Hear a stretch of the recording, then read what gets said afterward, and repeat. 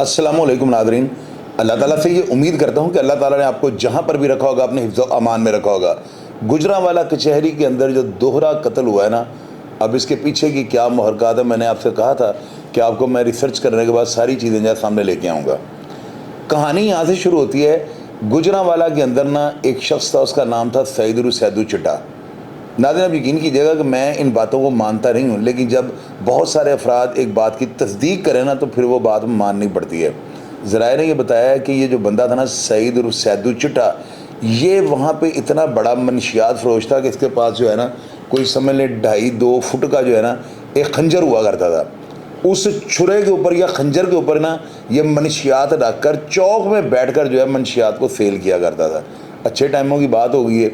अभी ये जो है ना ये वहीद भट्ट का सगा भाई था। अब वहीद भट्ट कौन है? ये वहीद भट्ट ना, ये जो कल कचहरी के अंदर सेशन कोर्ट के अंदर कोर्ट में जो 2 अफराद कत्ल होते हैं, उनमें एक मामा था और एक भांजा था। अली जो है ना उसका ये वाला था वहीद भट्ट। अब साकब जो है उसका डेफिनेटली ये बहनोई होगा। आप यकीन कीजिएगा कि लोग ये बताते हैं कि ये बंदा जो है ना मेहनती आदमी था, ड्रिंक श्रिंक करता था, लेकिन बंदा मेहनती था, भट्टी का इसका कारोबार था और ये बड़ा दिलचस्पी के साथ, बड़ी दिलजमी के साथ जो है ना ये अपना कारोबार कर रहा था। अब इसी दौरान जो है ना इसके बच्चों की दोस्ती जो है ना वो शौकत गुज्जर जो है उसके बच्चों के साथ हो जाती है। ये सब आपस में समझ लेके दोस्त बने होते हैं और इनका जो है ना किसी मामूली सी बात पे झगड़ा हो जाता है। होते तो ये दोस्त हैं, लेकिन जब झगड़ा होता है ना तो झगड़ा थोड़ी शिद्दत इख्तियार कर जाता है। इस झगड़े को देखकर जो है इन बच्चों का, ये जो कल अली कत्ल होता है ना और ये साथ साकब जो मरा है, अली का वालिद जो वहीद भट्ट है ना ये भाग के घर से राइफल लेने जाता है। ये राइफल लेके वापस आता है। जो ही ये लड़ाई वाली जगह पर वापस पहुंचता है तो शौकत गुज्जर जो होता है ना, इसका एक छोटा बच्चा जो अभी बालग भी नहीं हुआ था वो फायर करता है और वो सीधा वहीद भट्ट को जो है ना छाती पे लग जाता है। अब वहीद भट्ट की जो है मौके के ऊपर जो है हलाकत हो जाती है और इसकी FIR जो है ना शौकत गुज्जर के बेटों के ऊपर दर्ज हो जाती है।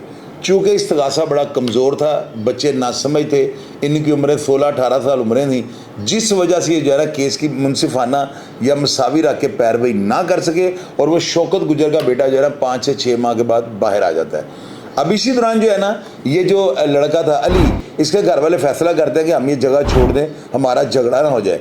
ये जगह छोड़ के जो है ना सिटी हाउसिंग सोसाइटी जो है ना ये वहाँ पे शिफ्ट हो जाते हैं, अपनी रिहाइश रख लेते हैं ताकि यहाँ पे हम लड़ाई झगड़े से बच जाएँ। अब वहाँ जब ये जाते हैं ना तो इनकी दोस्ती जो है ना वहाँ पर ये बरसीला बटनी नामी जो खातून है और ये जनरल काउंसलर भी रह चुकी हैं गालिबन, इनके बच्चों के साथ हो जाती है। इनके 2 बच्चे थे, एक ईमान रब्बी और दूसरे का नाम अतार रब्बी होता है। ये दोनों अतार रब्बी और ईमान रब्बी जो है ना ये बरसीला जो इस केस कचहरी फायरिंग वाले वाक़या की मुद्दाइन बनी है, इसके दोनों बेटे थे। अब जब इनकी दोस्ती हो जाती है वहाँ पे हाउसिंग सोसाइटी में, तो ये आपस में ना बड़ा इनका यानी समझ लें टिकटॉक बनाते थे, इकट्ठे फिरते थे और सारा कुछ करते थे। फिर किसी छोटी सी बात पर ना जिस तरह बच्चे लड़ पड़ते हैं, इनकी आपस में लड़ाई झगड़ा होता है और ये जो लड़के थे ना ईमान रब्बी और दूसरा अतार रब्बी, ये दोनों इनको ताना मारते हैं कि जाओ जाकर तुमने अपने बाप के कातिल का क्या कर लिया है, वो तो सरेआम दंदनाता फिरता है, उसका कुछ उखाड़ा नहीं, पहले जाओ उसका कुछ उखाड़ लो, उसके बाद हमारा कुछ कर रहा। अब इस बात से जो है ना इनका फसाद शुरू हो जाता है और ये अली और ये साकब वगैरह ये जाकर जो है ना उन दोनों भाइयों के ऊपर फायरिंग करते हैं और फायरिंग के तबादले में जो है ना इतनी शदीद फायरिंग होती है कि दोनों बहुत ज़्यादा ज़ख्मी हो जाते हैं। अब एक जो है ना ईमान रब्बी ये ज़ख्मों की जो है ताब ना लाते हुए मौके पर हलाक हो जाता है और दूसरा जो होता है ये अता, ये जिसने ये कल वाक़या किया है, ये बच जाता है। शायद ये इसीलिए बचा था कि इसने बदला लेना था। अब टाइम थोड़ा गुजर जाता है और चूँकि वो जो खातून थी उसके पास इतने पैसे उस वक्त नहीं थे, ये बरसीला नामी खातून पे, जिसकी वजह से जो है ना वो पैरवी मफलूज हो जाती है, पैरवी कमज़ोर हो जाती है और ये जो लड़का है ना ये बाहर आ जाता है। अली के बाहर आने के बाद और साकब की बेल होने के बाद जो है ना जाहिर है कि जब बेल होती है तो सिर्फ ज़मानत की हद तक होती है, केस का ट्रायल चलता रहता है। ये अपनी तारीखें जो है भुगतनी शुरू कर देते हैं और ये इतने लागर्ज हो चुके हुए थे कि आप अगर अली की फेसबुक अकाउंट को खोल के देखें तो जब भी ये तारीख पे जाता था साथ इसके छोटे छोटे बच्चे होते थे और ये सिर्फ टिकटॉक की हद तक जो है ना दुश्मनी रह गई थी। इसी चीज़ का एज जो है वो मुखालफ ले रहे थे। उन्होंने जो है ना सुनने में आया कि कोई ये अली वगैरह ने जो है ना जो मुलज़म पार्टी जो कल कचहरी के अंदर जिनके ऊपर हमला हुआ है, इन्होंने पैसों की ऑफ़र की थी जिसको जो कि है ना ये बरसीला नामी खातून ने जो है उस ऑफ़र को जो है मान भी लिया था और मामला रफा दफा होने की तरफ और सुलह सफाई की तरफ जा रहा था, जिसकी वजह से शायद ये ज़्यादा लगर्ज हो चुके हुए थे। अब कल का जब ये वाक़या होता है ना, तो आप यकीन कीजिएगा दोनों तारीख पे आते हैं और एक लड़का जो है ना 2-3 दफ़ा इनको चेक करता है और इनको चेक करने के बाद जब उसे गोएड मिल जाता है कि आज ये बगैर वेपन के हैं और बिल्कुल क्लियर, ऊपर से डेट भी वही थी जिस दिन इन्होंने बरसीला के बेटे को मारा, तो वो लड़का बाइट से असला लाकर इनके ऊपर अटैक करता है और दोनों अफराद को, जिनमें एक मामा और एक भांजा था, इन दोनों को जो है हलाक कर देता है। तो नाज़रीन, मैंने आपको अपने अक्सर प्रोग्राम में भी बात की है कि कोई भी शख्स जिसने हराम की कमाई खाई होगी ना, ख़ास करके मनशियात की, पाउडर की, हेरोइन की, आइस वगैरह की, उसका कभी ना कभी ज़रूर नुकसान होगा। सुनने में आया कि ये जो वहीद भट्ट था ना, ये जो अली का वालिद था, ये उसके साथ बड़ा मिलकर काम ये करता था सैदू चिट्टे के साथ। हालांकि ये बेसिकली शरीफ आदमी था, लेकिन उसका सामान रख लेता, उसकी मनशियात रख लेता था।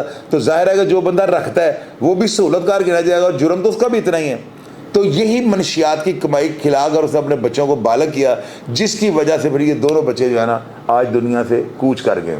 तो नाज़रीन, आपको मैं जिस तरह की बातें बताता हूँ, मेरी बातें 110% होती हैं। आप ये देखें, ये बरसीला नामी खातून, इसके बारे में मुझे सुनने में है कि ये खातून जिस वक्त इसका बच्चा कत्ल होता है तो ये पिस्टल लगा के फिरना शुरू कर देती है। देखिए कितना उस औरत के अंदर इंतकाम का जो है ना, वो उसको इंतकाम की जो है ख्वाहिश थी, या वो इंतकाम हासिल करना चाहती थी या इंतकाम लेना चाहती थी, कि उसने जो है ना खुद पिस्टल लगा लिया। लोग ये बताते हैं बड़े तगड़े घर की खातून थी और ये इतनी को दबंग है, बहादुर औरत है। यानी कि मैं जब इस स्टोरी का आपको खुलासा बताने लगा ना, तो उसमें ये बात ज़रूर करूँगा कि ये बदले के जो है ना इवज़ ये दोनों भाई मारे गए हैं। ये दोनों मामा भांजा जो कल कत्ल होते हैं ना, ये बदला था। इसको आप लड़ाई नहीं कह सकते, या आप इसको ये नहीं कह सकते कि किसी ने फजूल में जो है 2 अफराद को मौत के आगोश में सुला दिया। इसके पीछे उनका वो भाई जो मरा हुआ था, बेगुनाह उसको मार दिया गया है, सिर्फ इस बात से कि भाई तुम जाकर अपने बाप के कातिल को पहले मारो फिर हमारी तरफ आना। इस ताने की वजह से जो है ना उन्होंने जाके बरसीला के बेटे को मार दिया। उसके अंदर इंतकाम की आग इतनी जल रही थी कि उसे सुकून ही नहीं मिल रहा था। अब नतीजा क्या निकला है, उसने दूसरे बेटे को तैयार किया और इनके ऊपर हमला करवा के इनको कैफरे किरदार पे पहुंचा दिया। इसलिए मैं आप लोगों को कहता हूँ कि दुश्मनियों से बचें। दुश्मनी अच्छी चीज़ नहीं होती। जो शख्स भी दुश्मनी में मुलव्वस हो जाएगा ना, उसकी नस्लें भी गैर महफूज होती हैं।